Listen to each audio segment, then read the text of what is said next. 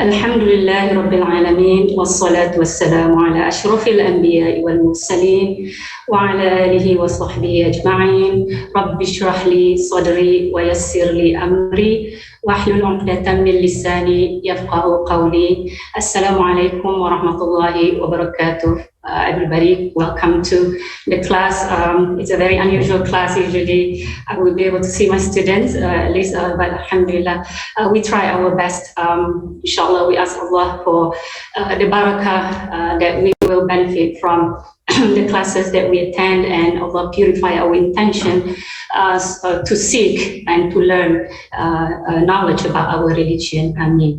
All right, so what we're going to do this today is the continuity of what we did last week.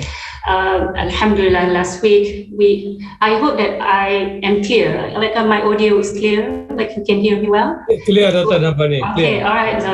Sometimes it happens. All right. So what we did last class was introductory knowledge about what we were going to do in the whole course, obviously. So it is important that we know those terminology and how they connected to one another.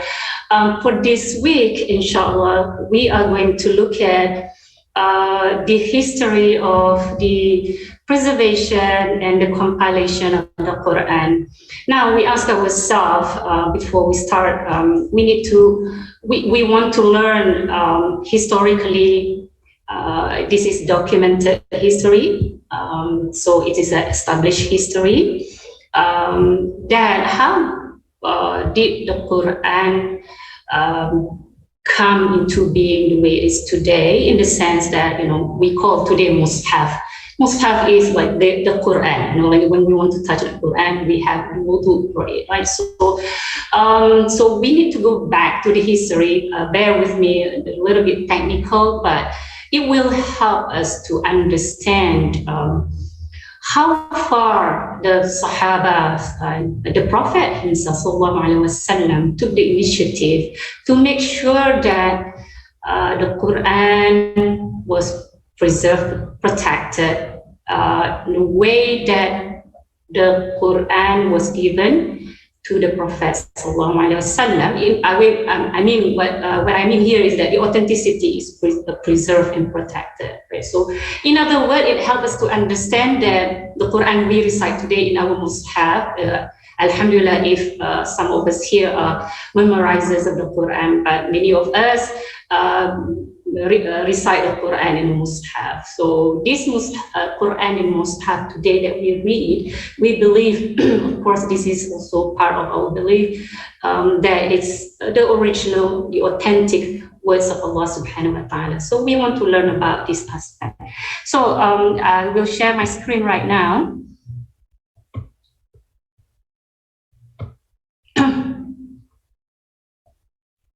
Okay, let me try to, how do I do this? Just bear with me a little bit. Okay, can you see better this way, or how does it work? Yeah, you can see, no problem. Yeah, okay. Okay, so we are going to talk about this today. This is here. This slide will help us to understand that when Allah says Bismillahir-Rahmanir-Rahim, Inna nahnu nazzalna zikra wa inna lahu lahafizun. Right. So Allah, we all believe that Allah will protect the Quran. Since it was revealed to the Prophet Muhammad sallallahu alaihi wasallam till the end of the time, He will protect it. Right, so it is certainly we who have revealed the reminder, the Quran, and it is certainly we who will preserve it. Right. So, however, as many things in human life, Allah has His secret. So we believe that also part of Sunnatullah in His creation, that there was a actual history in the history of Islam that Allah showed us how the Quran also was protected and preserved by our Sahaba, the companion, and later on it was protected and given to us up till today. So, in other words, we can find the evidence in this history. Beside the promise of Allah subhanahu wa ta'ala that He will protect, we also could see in our history the effort and the energy that our Sahaba have spent in their time to protect and to compile and to preserve the Quran. Okay. Somewhere this one is disturbing me. How do I do this? Okay. The revelation of the Quran to the Prophet ﷺ in stages. So before we go to the history, this is also part of the discussion when we talk about the history of the Quran, that the Quran was revealed in stages, 23 years, and the Quran mentioned about how the Quran was revealed in stages. So in Surah Al-Isra, for example, وَقُرْآنًا فَرَقْنَاهُ لِتَقْرَأَهُ عَلَى النَّاسِ عَلَى مُكْثٍ وَنَزَّلْنَاهُ تَنزِيلًا.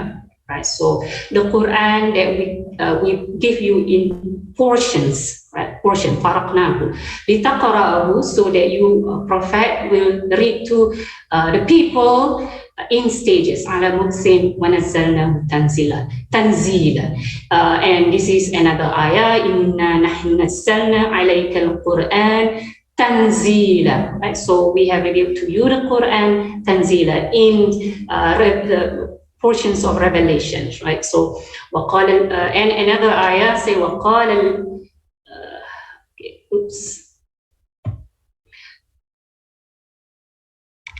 Okay, this is not good. Okay, another ayah says, وَقَالَ الَّذِينَ كَفَرُوا لَوْلَا نُزِّلَ عَلَيْهِ الْقُرْآنُ جُمْلَةً وَاحِدَةً كَذَلِكَ لِنُثَبِّتَ بِهِ فُؤَادَكَ وَرَتَّلْنَاهُ تَرْتِيلًا. So here Allah is describing the wish of the kuffar, the unbelievers, if only the Quran was revealed at once. At once means the whole Quran, jumlatan wahidatan, at once to the Prophet. But Allah says the revelation in stages is given to the Prophet Muhammad sallallahu alaihi wasallam, linusabbita bihi fuadak, so to comfort your heart, and warattalnahu tartila, so that you can recite as well. So the ulama usually describe the reason for the revelation of the Quran in stages because it helps the easy understanding of the Prophet ﷺ and the companions, for easy memorization, and of course for the Prophet himself, getting assured and console for the Quran was a new thing for him and the community. So it helps if he was given the revelation in stages. So the idea here, we want to learn that the Quran was given to the Prophet ﷺ not at once, but rather in stages. And that's why we are aware of the revelation that was revealed before the Hijrah, that what we call Meccan revelation, and the revelation that was revealed after the Hijrah was considered the Medinan revelation. So this is the idea that we want to get, and the next is what we want to learn for the next few several slides of how. Can you make it full screen, Dr. Norbani? Okay, cool. Okay, we'll do. Sure, I can. Okay, thank you. All right, so these are the coming slides. We're going to talk about the preservation methods that were used by the Prophet and the Sahaba. This helps us to understand that right from the beginning, the Quran, of course, the pillar of the teaching of Islam, right? How else we know about Islam unless through the revelation, the guidance of Allah subhanahu wa ta'ala to all of us. So the Quran became the center of the life of the Prophet and the Sahaba at that time as well. So we want to know some basic method that they use. So recitation of the Quran, of course, the Quran describe the Prophet and his community as ummiyin, the people who do not read and who do not write. The Prophet himself didn't know how to read and how to write. The word ummiyin, of course, the ulama have discussed about this. It doesn't mean that someone is unable to learn or someone who has no capacity to learn, but rather someone who does not write and read.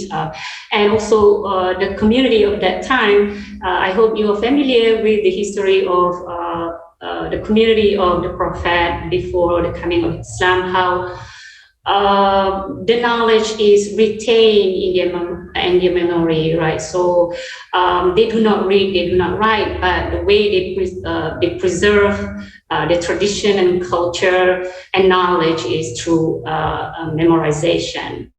So here Allah says that we have sent you the messenger to the people who do not read and do not write, so that this messenger will be able to teach them and to purify them and so forth, right? So and of course Allah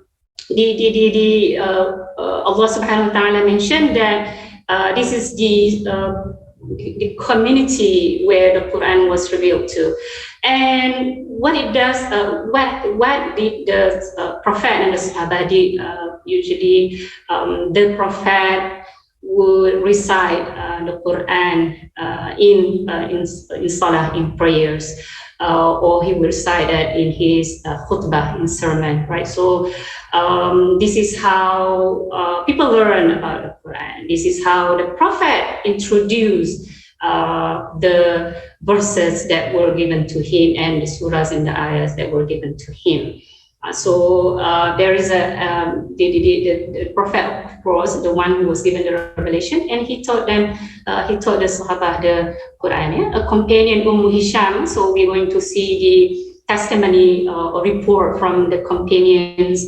Hisham was the companion reported. She memorized Surah Qaf from the Prophet, who used to recite it every Friday in his khutbah. So people learn the Quran also from the khutbah of the Prophet. And Ibn Abbas, the cousin of the Prophet, right, narrated in many reports that the Prophet recited aloud passages, ayats from the Quran during his night prayers. And this helped us to understand that there was active engagement of the Prophet and the community and the Sahaba at that time. Whenever the Prophet ﷺ recite, they will listen and they will learn these ayahs, right? So this is the idea.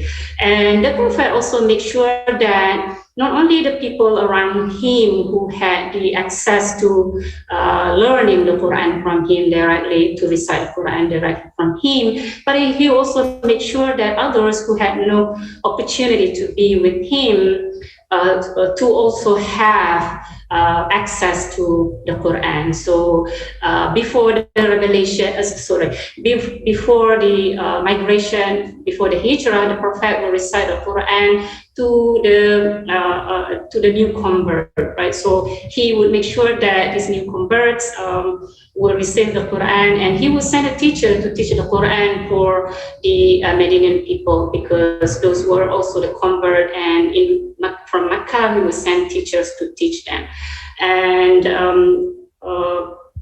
Ubay bin Ka'ab, he said that I was in Medina and I learned to memorize the Quran as well. Right? So during the Medinan people period, he would prioritize instruction in the Quran to the new community, the new Medinan community, and he did not forget the Muslims who were left behind in Mecca because they could not make the hijrah. So he again, when he was in Medina, he made sure that he sent teachers to teach the Quran to the community, the people who were left behind in Makkah. So the idea is that because the revelation were revealed in stages, and even when the Prophet moved to Medina, the revelation was still continued, and there were some of the Muslims who were left behind. So he will make sure that some teachers will go there to teach the Quran.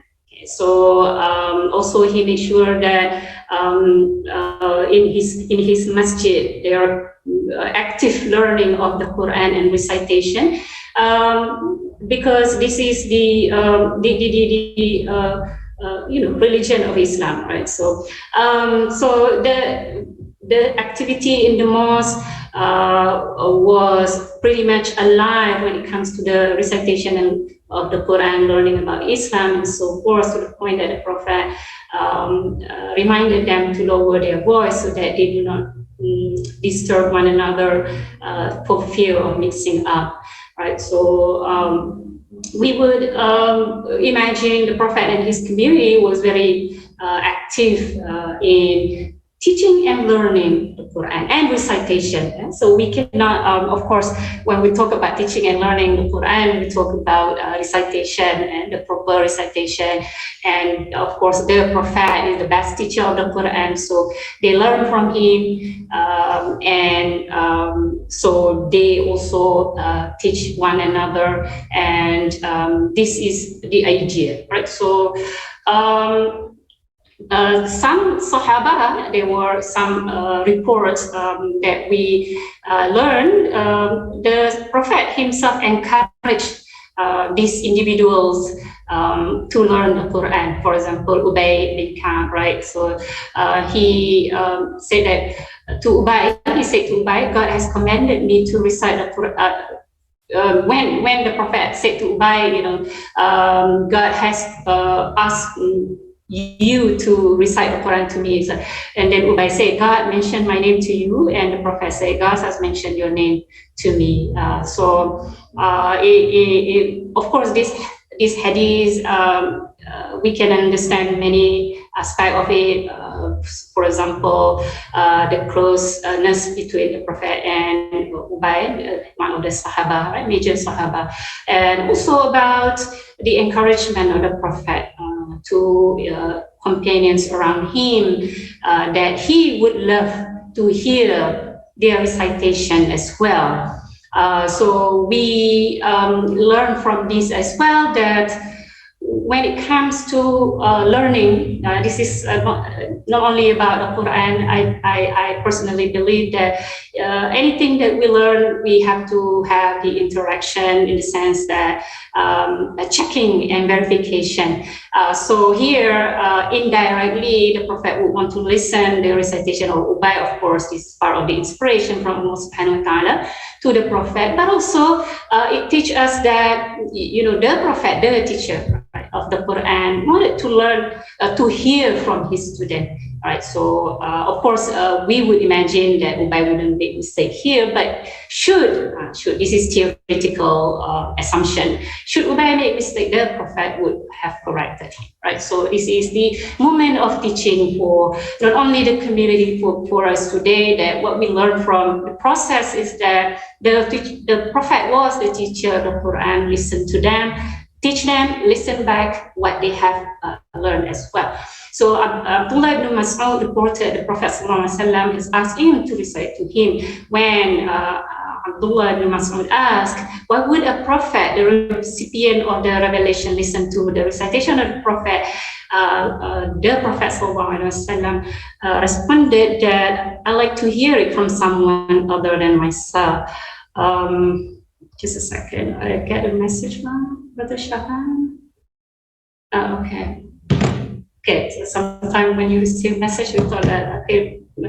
All right, so this is the idea of the recitation. So it's a two-way practice, activities that the Prophet and the Sahaba around him would do. And not only that, he also makes sure that those who those who could not come to learn from him directly will have the access to learning the Quran from the teachers that he have appointed or he have sent over them, right? So, and we have also we know also from several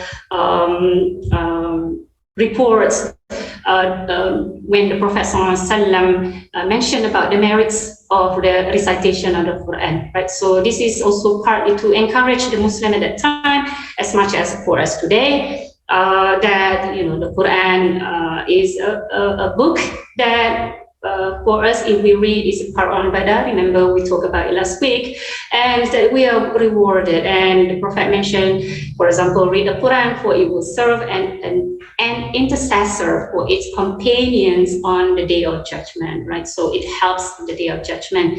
The Prophet ﷺ said the expert of the Quran, reading and memorizing is ranked with the honor and angels. So it means that if someone recited well, then he is ranked among the honored and the angels. And the one who reads the Quran with difficulty deserves double reward in the eyes of Allah. So here, the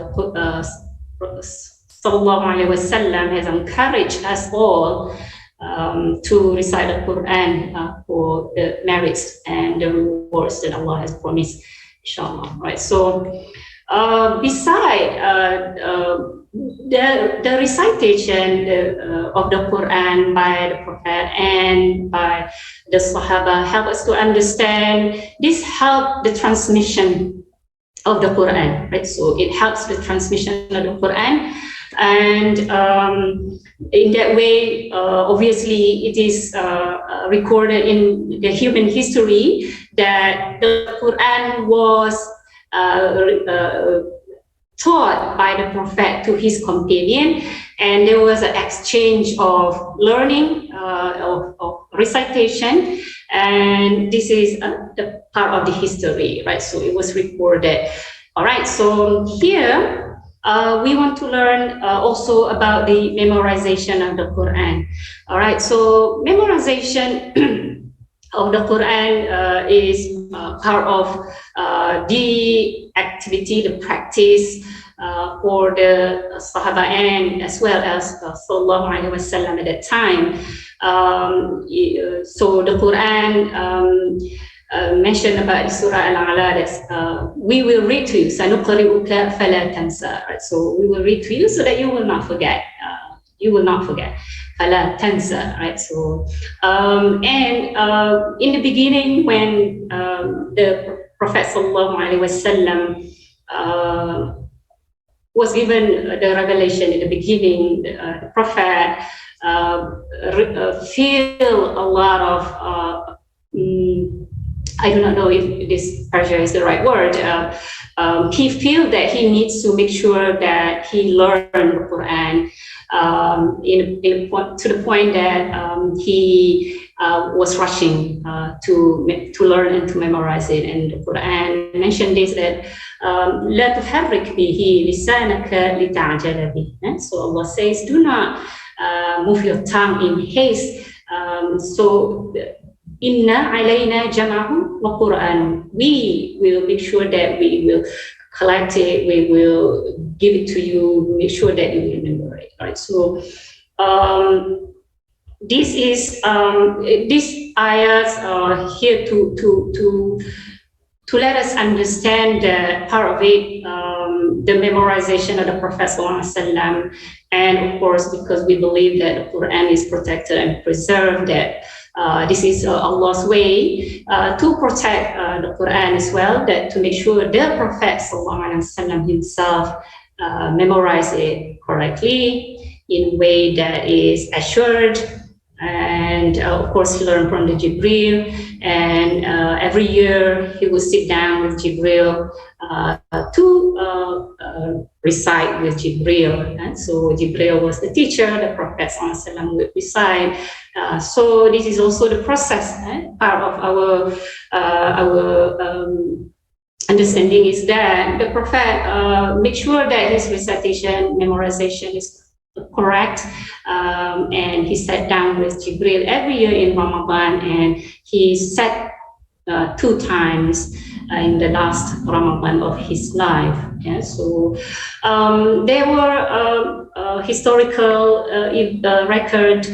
I do not know how much time, Datuk Jamil, what time should I stop? Okay, you can have some extra time because you came in late. I think up to extra 10 minutes maybe. Okay, because yeah. 10:40. Okay. 10:40. Is that what you said? Okay, inshallah. All right.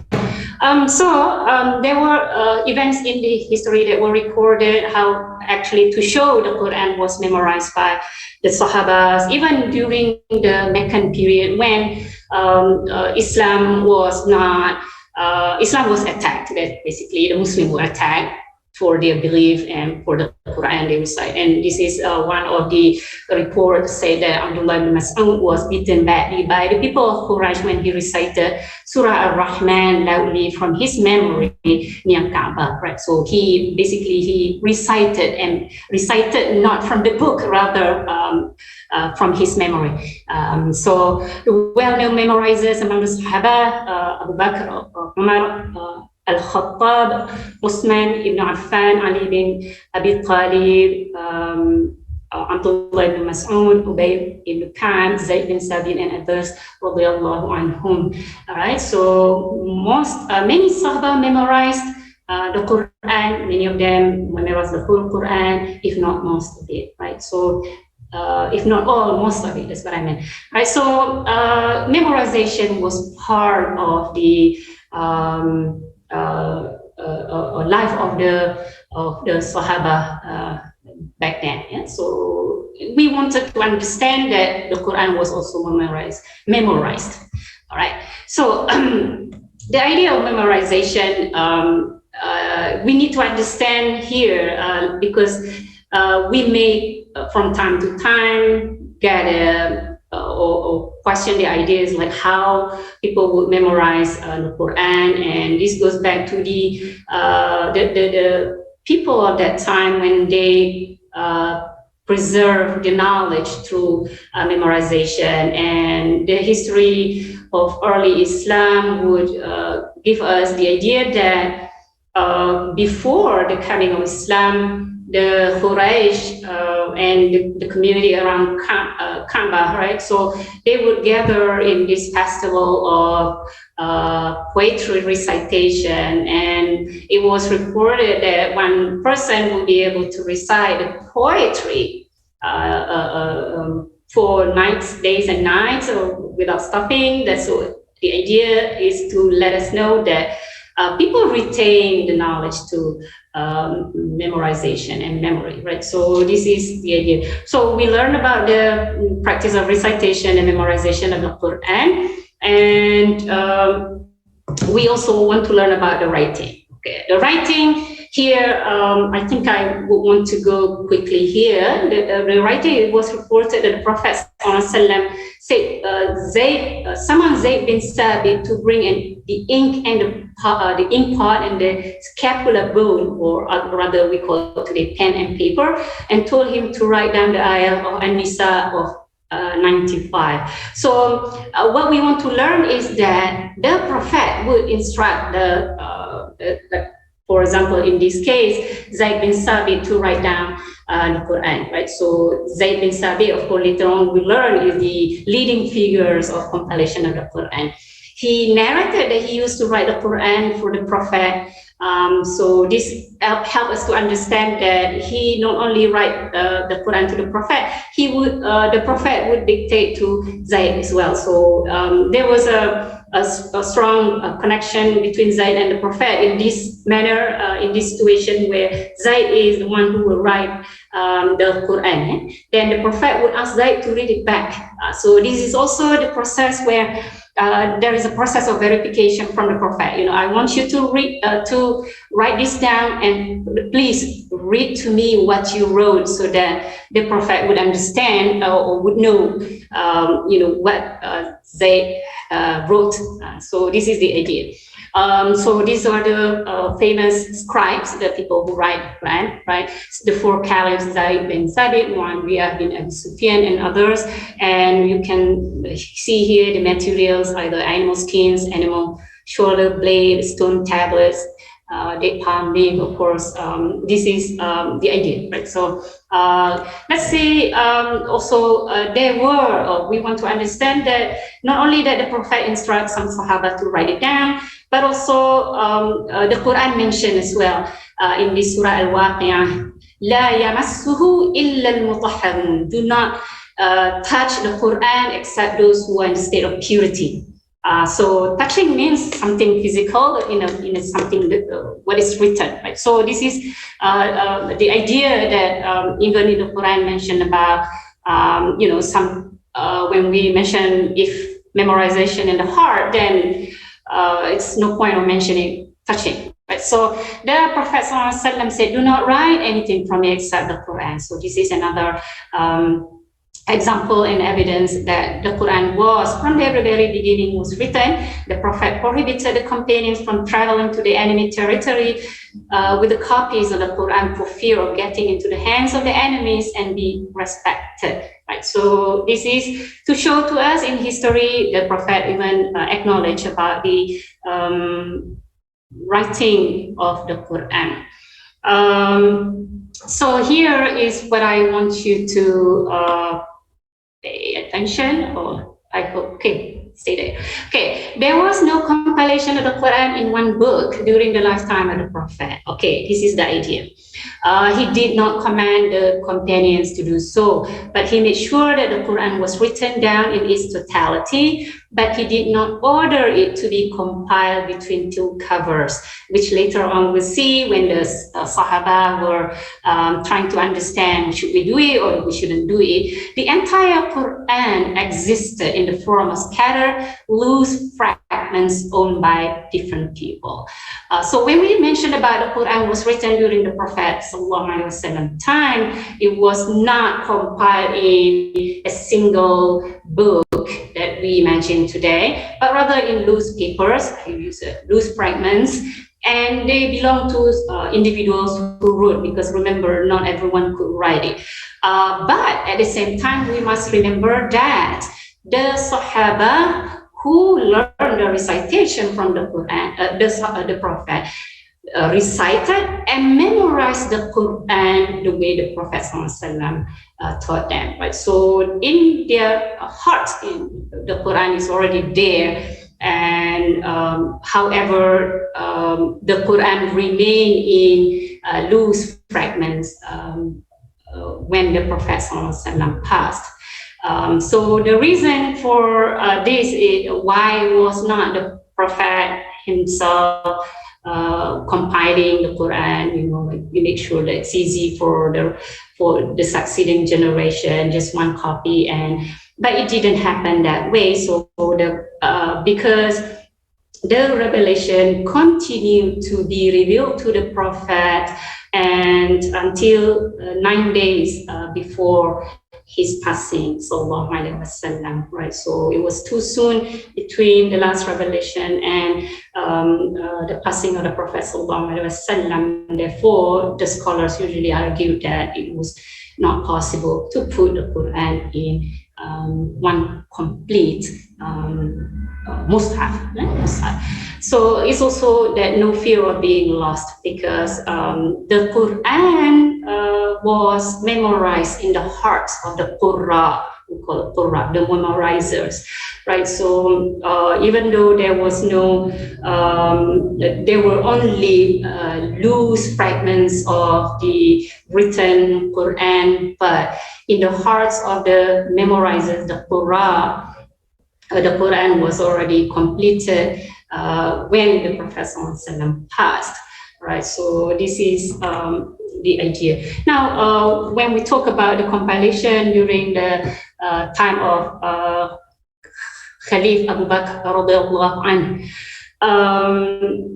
there was, of course, it's part of Sunnatullah that there were events in the early history of Islam, right after the passing of the Prophet Muhammad sallallahu alaihi wasallam. The first Khalifa Abu Bakr, he had to deal with the wars as apostasy. What it means is that they were people who give their pledge and allegiance to the new quote-unquote new prophets, right? So of course the names of these wars called the wars of apostasy, right? And the catalyst for the initiator, the event that initiated for the compilation of the Quran during this time was the Battle of Yamama, where there were 70 Qurra of Sahaba were martyred. So these Sahaba, you remember the Quran was still in the loose fragments, and the now that these Qurra, the memorizers went shaheed during this war. So Umar radiallahu anhu, of course, the scholars argue that this was part of the inspiration to Umar radiallahu anhu. He voiced his concern to the Caliph Abu Bakr. He expressed his concern about the numbers of the memorizers who died, and he expressed his concern about their death. So he thought that it's time to compile the Quran. Something drastic must be done. To protect the Quran, even though, of course, you know, like if the Quran was written in the Mus'haf, then even the memorizers died, then it can be kept through the generations. So to Abu Bakr, the idea was alien in the sense that the Prophet never mentioned about this, nor he ever commanded them to do so. So he was afraid that he may do something bid'ah. All right, so bid'ah, I put here invention. Usually people use innovation. The bid'ah is that, you know, to do something that was not part of the practice of the Prophet or was not done by the Prophet. So there was a concern, but of course Umar radiallahu anhu managed to convince the Caliph. So he said that, you know, we will need to do it for the sake of the public interest. So the interest is that to protect and preserve the Quran, because of the shaheed of the Qur'an. So they both agreed, and they said they also agreed that to appoint Zaid bin Sabit. Zaid bin Sabit, the Sahaba who the Prophet calls, to ask him to write the Quran. You know, so obviously he's a good writer, and so. Okay, so Zaid was the primary scribe of the Prophet. This is why they chose Zaid, right? And was entrusted to write the Quran. He memorized the entire Quran during the lifetime of the Prophet. All right, why this statement is important is that it means the idea is that later on when people ask, how did the Sahaba know where to put which ayah and which surah to arrange them the way we see it today? So the idea is, the notion is that when Sahaba like Zayd, who memorized the whole Quran during the lifetime of the Prophet ﷺ, it means that Zayd knew that where to put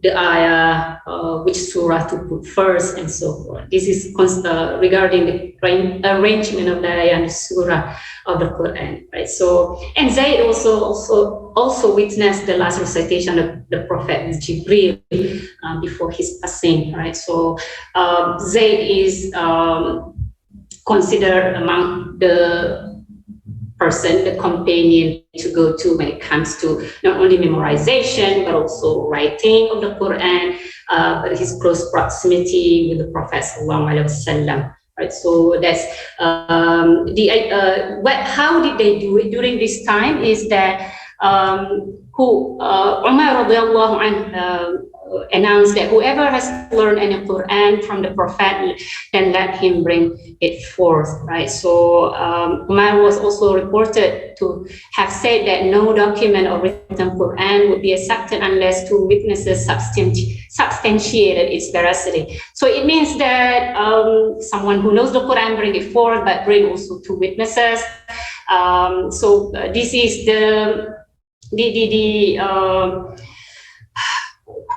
how would I say this?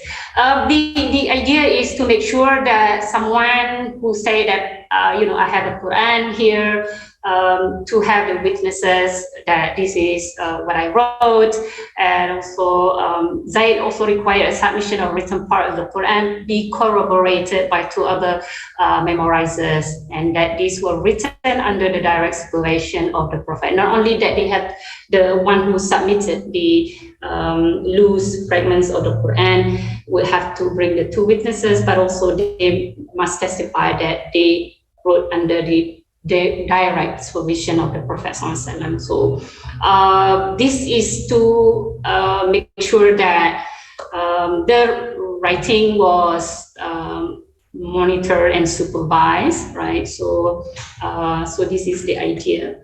There came the collection of the first compilation. Usually the scholars will refer this compilation during Abu Bakr time as a first compilation. Barely 2 years after the demise of the Prophet, at that time when the leading Sahaba was still alive and the Quran has been compiled, right? So there are 2 years. Okay, so it is called the Mus'haf, or collection of loose papers, renamed with Abu Bakr, then with Umar, then with his daughter Hafsa, the Prophet's wife. Right? So this is the first compilation. It stay with Hafsa. All right. So the second compilation, I hope that I can finish this, inshallah. The second compilation, just like the first compilation, there was an event that initiates the idea to compile the Quran again during this time. Historically, during the Caliph Osman radiallahu anhu, the Muslim territories were expanded beyond the Arabic speaking, beyond the close vicinity of Mecca, Medina, the places of revelation, right? The major city of the Quran, maybe it's not right to say places of revelation. All right, so what it did is that Muslim territory were expanded outside to the non-Arabic speaking, such as Armenia and Azerbaijan. What happened? These new converts, of course, they recite the Quran, but Huzaifa al-Yaman is one of the representative or governor in one of these territories, noticed and witnessed that Muslims started to dispute the recitation of the Quran. So in a way that one would claim superiority over the other, or that is the idea. So they was squabbling about whose recitation is correct or not correct. This is a big concern to Huzaifa radiallahu anhu. So he returned from Azerbaijan to Medina to report to the Caliph Osman at that time, and voiced his concern that he was afraid that Muslims may fall trapped into the same dispute that the previous people had about their religion and about their book.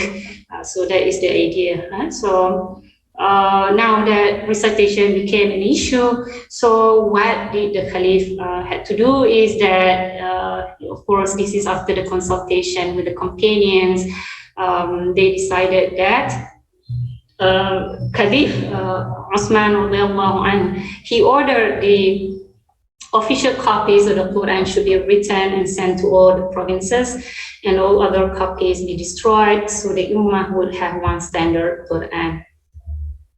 Excuse me.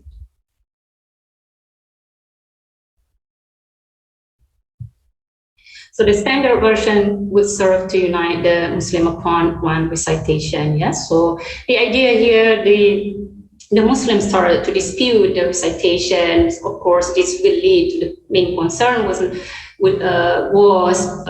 this will lead to disunity among the Muslims. So how to unite the Muslim is to have one copy that will be sent to different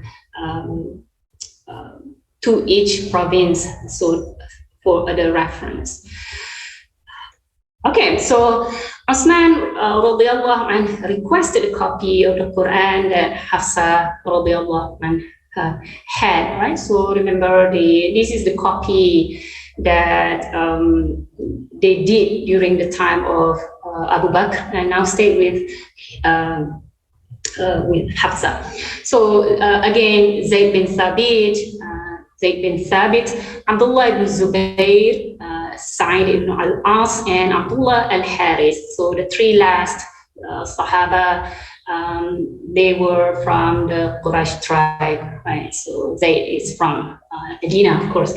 So four of them were given the task to make a copy, and Omar said that if you last three here, and Zayd differ on how to spell a word, then spell it in the dialect of Quraysh, for verily it was revealed in their dialect. So that's why scholars make the argument that the copy is based on the Quraysh dialect, right? So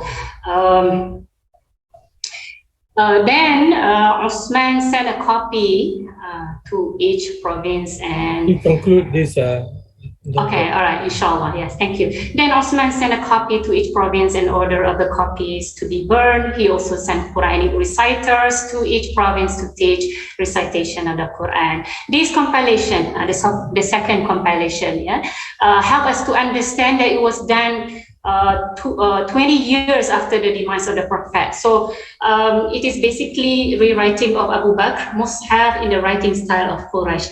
So what I'm concluding here. So what we can learn from here is that the Quran was compiled in a copy in the Mus'haf 20 years after the demise of the Prophet. So if we hear some revisionist argument and claim that it was done before the Prophet demise, or years after, or centuries after the demise of the Prophet, then we can go back to this established, proven history that it was done much earlier, and during the time of Sahaba, 2 years, and then 20 years. So this helps us to also understand the process of the preservation of the Quran in the history of Islam. All right. Inshallah, next week I will talk also about the arrangement of the ayah and surah, and then we talk about Makki and Madani revelation. Thank you so much, everyone, and I should stop here. Assalamu alaikum wa rahmatullahi wa barakatuh. Thank you very much, Dr. Norbani. I'm sure you have a lot more to present it to us due to the time constraint. Because we have another 2 speakers coming up. But Dr. Norbani, this is about 10:40 now. I think just to satisfy one question, maybe if you can allow one brother, Sadiq Madia, who raised his hand, only a half-minute question to be answered in 1 or 2 minutes by Dr. Norbani. Go ahead. Yes, brother Sadiq Madiani, please unmute. And all the others, you can ask your question through the chat box, and the lecturer will answer it. If you are not coming, we give you to Abu Bakar Yao.